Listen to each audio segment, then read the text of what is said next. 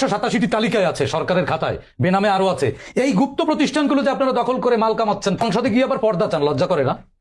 আমি প্রচুর টপিক পাচ্ছি, আপনাকে সময় একটু বেশি দেওয়া হবে, সময় বেশি দিতে হবে, ব্যালেন্স হবে না কিন্তু সেখানে সময় বেশি দেব। গুপ্ত প্রতিষ্ঠানের মধ্যে আছে Islami bank, far east Islami insurance, Faisal investment foundation, Islam ভাই আপনি এটা কমেন্টে দিয়ে দিন। বিমান national Islamic university Chittagong, king Faisal institute, Manarat বিশ্ববিদ্যালয়, Comilla, national Islamic relief organization, justice concern, এরকম আছে।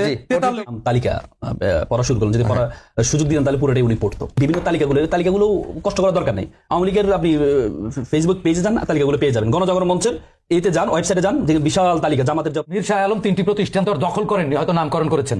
এই যে মনে করেন 127টি প্রতিষ্ঠান না, ইউনিয়ন পরিষদ। আমার আজকে একটু সুবিধা হচ্ছে আমি প্রচুর টপিক পাচ্ছি, আপনাকে সময় একটু বেশি দেওয়া হবে, সময় বেশি দিতে হবে, ব্যালেন্স হবে না কিন্তু সেখানে সময় বেশি দেব। আপনাদের সময় বেশি রাখছি। দেখেন, প্রথমে সাইদ খান ভাইয়ের বিষয়ে আসি। উনি বললেন 127টা প্রতিষ্ঠানের নাম করলেন, নাম তালিকা পড়া শুরু করলেন, যদি পড়া সুযোগ দিলেন তাহলে পুরোটাই উনি পড়তো।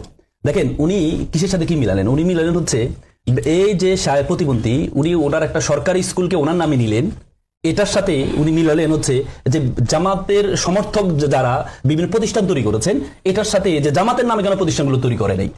আচ্ছা, আপনি যে বিভিন্ন তালিকাগুলো কষ্ট করার দরকার নেই। আওয়ামী লীগের আপনি ফেসবুক পেজে যান, তালিকাগুলো পেয়ে যাবেন। গণজাগরণ মঞ্চের এতে যান, ওয়েবসাইটে যান, যে বিশাল তালিকা। জামাতের যা প্রতিষ্ঠান আছে, মানে ব্যক্তির প্রতিষ্ঠান, সকল তালিকাগুলো আপনি পেয়ে যাবেন। আচ্ছা, কোন ব্যক্তি, জামাত সমর্থিত কোন ব্যক্তি যদি কোনো প্রতিষ্ঠান তৈরি করে, এটাকে জামাতের প্রতিষ্ঠান হয়ে যায়? তাহলে তো ঢাকা ব্যাংক মির্জা আব্বাস সাহেবের, তাহলে তো আমি বলবো এটা বিএনপির প্রতিষ্ঠান। তাহলে আপনার এই ব্যাংক কি বলে, ন্যাশনাল ব্যাংক, এই আব্দুল আল মিন্টু সাহেবের, তাহলে আমি বলবো এটা কি বিএনপির প্রতিষ্ঠান? আপনি ইউনিভার্সিটি এম এ আউয়াল সাহেবের উনি চেয়ারম্যান, আমি কি বলবো এটা তার? আপনি যদি মিডিয়াগুলো দেখেন, উনি দিগন্ত টিভির কথা নিয়ে আসলেন, মীর কাসেম আলী দিগন্ত টিভি, মানে এটা জামাতের। আপনি যদি ব্যক্তির যদি হয়, তাহলে যদি জামাতের হয়ে যায়, তাহলে তো বিএনপির যতগুলো আছে, বিএনপি ব্যক্তিদের যতগুলো প্রতিষ্ঠান আছে, এই প্রতিষ্ঠানগুলোকে আপনাকে বিএনপি করতে হবে। আপনি দেখেন, আমি আছি সাইদ ভাই, আপনি দেখেন, আপনি বাংলা ভিশনে দেখেন, বাংলা ভিশন কি, এই শেখ সাহেব যে প্রতিবন্ধী, ওনার কি বলে, ওনার মালিকানা প্রতিষ্ঠান। তারপর এনটিভির কথা, ফালু সাহেবের প্রতিষ্ঠান, চ্যানেল 1 এর মির্জা আব্বাস সাহেবের প্রতিষ্ঠান। আপনি চ্যানেলগুলো ধরেন, এভাবে যদি আপনি ব্যক্তির প্রতিষ্ঠানকে এখন কথা হচ্ছে জামাত বিভিন্ন প্রতিষ্ঠান তৈরি করছে, জামাতের সমর্থক যারা আছে, এবং এই প্রতিষ্ঠানগুলো খুব জনপ্রিয় বাংলাদেশে। তো তাহলে আপনি প্রতিষ্ঠান তৈরি করেন।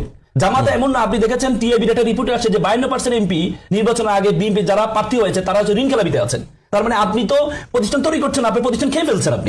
আপনি আজকে আমাদের স্বরাষ্ট্রমন্ত্রী ওই দিন বললো যে আমাদের সংসদে নাকি কোনো ঋণ খেলাপি নেই, অথচ আপনি দেখেছেন এই নির্বাচনের এবার আগে যিনি ছিলেন সানাউল্লাহ সাহেব ইসি ছিলেন, উনি বলেছেন যে মনে কষ্ট নিয়ে ঋণ খেলাপিদেরকে ছাড় দিয়েছি, এবং বলেছেন যে ভোট আটকানো যায় 45 ঋণ খেলাপিকে।